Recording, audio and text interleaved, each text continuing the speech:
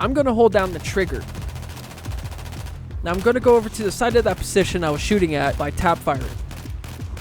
You see how inaccurate that is? You see the difference here? This is what it's like to tap fire your gun compared to holding down the trigger. Tap firing is key to have less recoil and to have more accuracy. This is the dispersion or bullet spread mechanic within Battlefield since Battlefield 3. What this is basically the longer you hold down your trigger, the less accurate your shots will be. So to help prepare you all for Battlefield 6 coming out in less than 13 days from now, from recording this video, I wanted to show you all a couple of tips that you do need to keep in mind for Battlefield 6 and what to expect when you boot up the game for the first time. So I'm going to show you a couple of clips here from Battlefield 4, Battlefield 3, and Battlefield 6. Now another thing to prepare for in Battlefield 6 is vehicle gameplay. From watching gameplay to also playing the beta, I have seen the vehicles are way more intricate when it comes to skill level. There's a skill gap with the jets now. There's also a skill level with the helicopters. Learn the skill and become better at these vehicles. You have to play them yourself. You have to learn them throughout, the good and the bad. You're going to have a lot of failed attempts.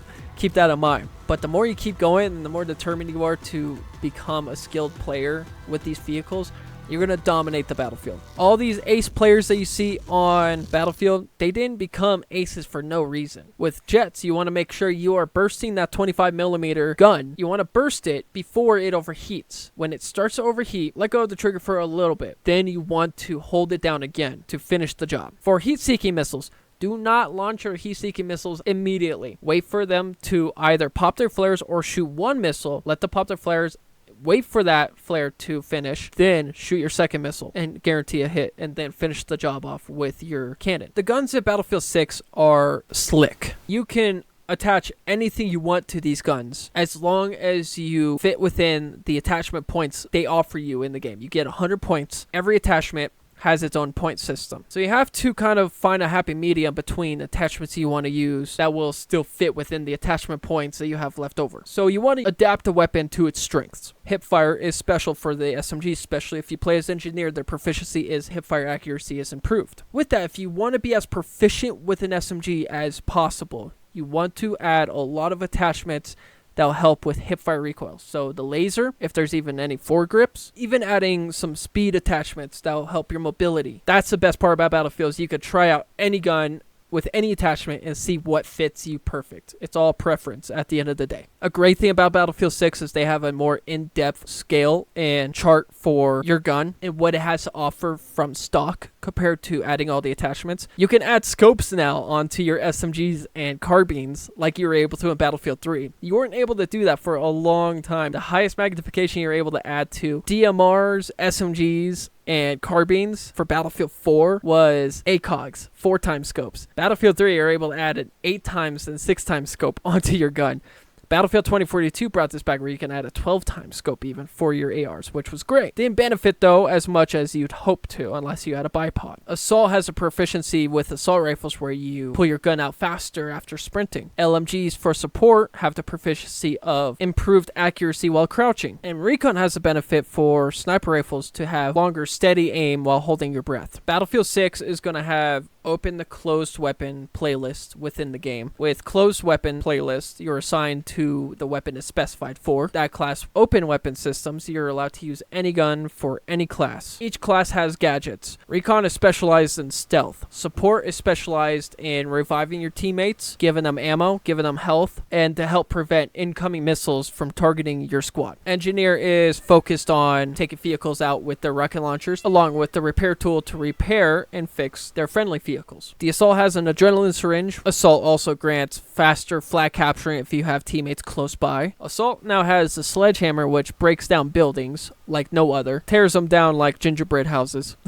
And Assault has the grenade launcher. They now have the spawn beacon. So you want to use these classes in scenarios that you think you're going to get yourself into. You want to make sure you're an engineer that can engage within protecting your vehicles and also defeating opposing vehicles. As support, you want to make sure you're always by your team to help grant supply supplies for them and reviving them to keep the fight going, keep the push going. Recon, you want to be in the far back of the field, but you also want to play a little steady, kind of close with your team to also grant that UAV access to them. Playing further back, but also playing the objective as a sniper is a skill. Keeping the opponents off of your flag or off of your MCOM is key to victory with a recon. Assault's your bread and butter, playing aggressive, wanting to push the objective, where you break the front lines for your team. Battlefield 6 also has Portal now. So with Portal, you can make your own maps. You could change the environment of the maps to night and day, have weather on them, and you can make all types of cool little nifty game modes even for Battlefield 6 Portal. And then we have a campaign on Battlefield 6 as well, which has 9 missions in total and is supposed to be action-packed throughout and visually stunning. You'll be traveling across 3 different continents. You'll be fighting as Dagger 1-3 in the Marine Specialist Squadron for NATO. And as of any other modes, we have Battle Royale, which is said to be coming in October 28th, shortly after the game's launch. Overall, with 4 different experiences to have at Battlefield 6, we're expecting a lot of content. We're expecting 9 maps on day 1 as well. That's not including Battlefield Battle Royale's map. We're expecting a lot of game modes, Conquest, Breakthrough, Domination's going to be in there, King of the Hill, Squad Deathmatch, very excited for that one too, Team Deathmatch, and most importantly, Rush, our beloved mode we've had since Battlefield Bad Company 2. So what I could recommend you all that are new to the Battlefield franchise, I want to say welcome. Hope you all have a great time on this game, no matter what game you're coming from. I hope you enjoy this, and I hope you have a great time, and I hope you find a good community you could play this with. Prepare for a lot of people to stomp on you, because Battlefield is a very hardcore community and very skilled community. So prepare for the first couple of days to get a little stomped, but eventually within time, as you grow and develop your own skill and combat system within Battlefield, because that's the best part about Battlefield is you build up your own skill system and you don't have to find a meta niche that fits with all players. You can find your own niche that makes you a part of Battlefield. Anyways, I hope you all enjoyed this video and these little tips and things to know about Battlefield 6 and what to expect. If you haven't yet subscribed, leave a like or dislike. Comment down below what you think about Battlefield 6 and what you're excited for the most. I love you all. Drink some water and take care. Peace.